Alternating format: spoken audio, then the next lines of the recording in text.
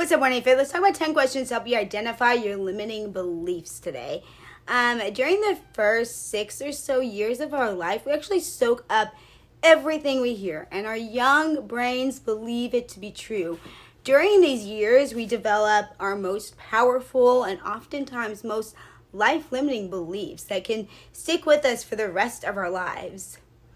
All of this information is held in our subconscious, and it is there to keep us safe. It's how we learn that the stove is hot because it burned our hand, and how we know to look both ways before we cross the street because our parents drilled that home in our heads, right, every single time we went across the street. However, some of these beliefs hold us back in life and keep us in the state of fear and ignorance. Typical limiting beliefs take the form of, I can't do that because, I don't deserve that because, if I do this, something bad is going to happen.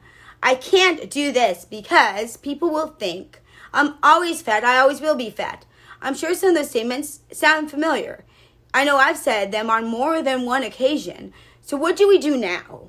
Here are 10 questions we can ask ourselves that will help us dig deep into our subconscious. If we haven't met real quick, my name is Jen Plekin, your holistic empowerment coach, taking for places stuck to authentic thriving. Please go ahead and make sure you like, subscribe, and follow. That way you get alert every time that I bring you relevant information regarding your fit life. So what belief has held you back the most? Number one, it might be hard to identify all of our limiting beliefs, but we can all pinpoint at least one belief that's held us back throughout our lives.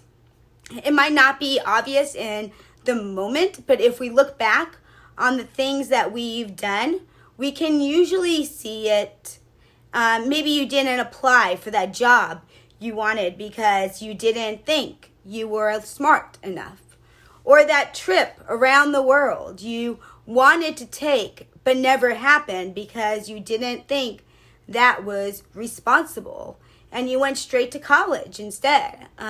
Maybe you missed out on asking your future wife on a date because you knew she was out of your league. Number two, why do you believe this? Now that we've identified our biggest limiting belief, ask yourself this question until you run out of answers. So ask it over and over again. Maybe something happened to you when you were a kid. Maybe something happened to you, last week. Maybe you've just never been told it's okay. Write down every answer you can come up with. So don't forget them. I want every single one of them down. It's important here. Number three, okay? What evidence proves your belief wrong? So most beliefs are just that. Beliefs and facts are two very, very different things. Snow is cold. We know that because we can feel it. There is no debate. It's a fact. It can be measured. The fact that you believe you aren't smart or that you'll always be fat or that you will never get that job you want is subject to your opinion. There's no way to prove it with 100% certainty. If you look hard enough, I'm sure you can find someone maybe not as smart as you doing exactly what you want, or someone who was really fat and lost a lot of weight. The only thing stopping you is truly your belief, right? Number four, what have you missed out on in your life because of your belief? And this is key. Sticking to that job example, how different would your life be right now if you would have applied for that job? Your life most likely would be completely different. If you would have lost the weight, completely different. Even if you applied and you didn't get it, you could have learned something valuable from the person interviewing you. If nothing else, you would have learned that it's okay to try and fail, right? Failure leads us to new unlocked secrets and more success later on. Number five, is there any truth to your belief? So is there truth to your belief? Has something happened to you recently to reinforce that belief? Or is it something you've believed for as long as you can remember, and you don't really even know why? If you can't think of anything to confirm your belief that has happened within a year, I'd say, even then, it's time to reevaluate. And be sure not to put too much weight on the opinions of others here, okay? They also hold limiting beliefs because they project what they are feeling and thinking on others, on us. Number 6, question its impact. What happens if you change your belief? Let's say you wake up one morning and tell yourself you're not going to let that belief control you any longer. Does your life change for the better? Do you allow yourself to do things that you've never done before? Do those things change your life for the better? Usually, the worst thing that can happen is failure. And even when we fail, we wake up the next morning, right? With another opportunity. And like I said, failure leaves clues. Like it leads us to our success. So number 7, what are you afraid of? What's the worst possible thing that could happen if you challenge your belief? How does this change your daily life? Most of our fears boil down to being rejected, humiliated, embarrassed, isolated, and so on. How debilitating would these things be if they were to actually happen? Is bettering your life and giving up on the belief worth the risk? And number 8, how are you contributing? Here's key. Be honest. What are you doing on a regular basis that's contributing to your limiting belief? Are you reinforcing your negative emotions related to the belief? Are you letting the opinions of others influence what you believe? Are you avoiding doing things that you would eliminate, that would eliminate the belief? Write down all the ways you might be contributing, or maybe ask others too.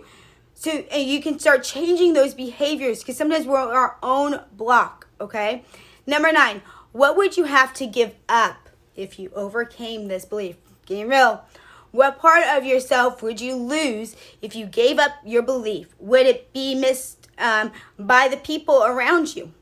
Would it make you a better person? Would it move your life in the right direction and create more opportunities?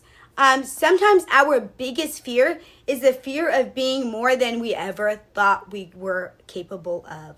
Make sure you aren't holding yourself back on purpose. And then number 10, what would you gain if you overcame this belief? How much better would your life be if you simply stopped believing in something that has no weight or to it? Think of the freedom you could gain. Think of how much happier you could be. Would you even be able to make the lives of people around you better if you were able to overcome this? Most success and happiness is just on the other side of a negative belief. Make sure you aren't keeping yourself from getting there. Ask yourself these questions in an honest way, in that brutal honesty. Whenever you find yourself thinking, I can't, I shouldn't, I don't deserve, I've always been this way, make sure that thought is the reality and not just a limiting belief that's holding you back. This is so powerful and so true. There's so many times in my life that I was the one that was holding me back, not somebody else, because I was telling myself a story. I was limiting and I was self-sabotaging. And it's hard to be brutally honest with ourselves, but we have to ask ourselves these real questions. People I coach and I train, until they sort through these. If you have a limiting belief, you'll never lose that weight because you're self-sabotaging for one reason or the other. Sometimes we feel like if we lose the weight, then we feel like we're losing our identity in a way, because if I'm not the fat, funny one, then who am I? What's my new identity going to be? If I'm, we use our excuses, right? Our crutches. Sometimes a person doesn't want to give up smoking, right? But everyone else wants him to, but he doesn't really want it. And at least he really wants it. He has to really think about, what are the consequences? Do I really want this or do I not? Because at least he's never going to give it up. It's truth for all the themes and all the areas of our life. And so know that I wouldn't be your coach. I wouldn't be your true friend if I didn't point out the fact that we have to ask ourselves these hard questions. And that's the only way we're going to lead ourselves down the path into the road of success that we really all want. And so, you're more than capable of this. It's possible. I believe in you. And if there's any way I could serve you, please reach out to me. Ask me your questions. That's what this was, a question that came in about limiting beliefs. So I can answer your questions and provide you with the truth. Because it's all about the truth. It's all about you owning your story. Because whatever you desire in this life, you're capable of and you are worth it. And don't ever forget that. Make sure you like, subscribe, and follow one more time. Be brave, be kind, live authentically, and always shine. And remember, you're just one habit away. Try maybe it's the limiting belief habit that you need to focus on. All right, until next time.